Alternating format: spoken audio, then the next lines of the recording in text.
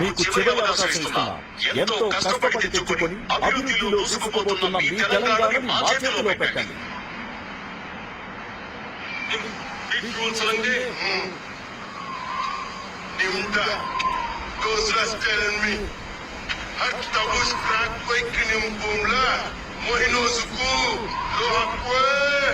మాకు అధికారం ముఖ్యం, అభివృద్ధి కాదు. ప్రజల సుఖ సంతోషాల గురించి మాకు అవసరం.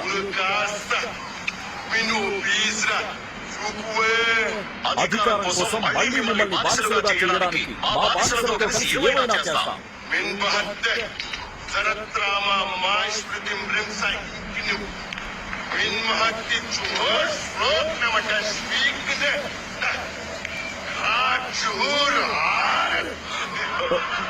మేము అధికారంలోకి వచ్చాక మీకు దేశవ్యాప్తంగా ఎంతో గుర్తింపు తెచ్చిన పథకాన్ని ఒక్కొక్కటిగా ఎత్తేస్తాం.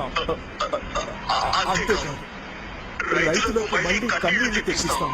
కొత్తగా వచ్చిన పరిశ్రమలు మూసేస్తాం. హైదరాబాద్ నుండి పరిశ్రమల్ని అమరావతికి తరలిస్తాం. ఎంతో గొప్పదైన కాళేశ్వరం ప్రాజెక్టుని ఆపేసి రాష్ట్రాన్ని ఇంకో 60 ఏళ్లు వెనక్కి తీసుకెళ్తాం.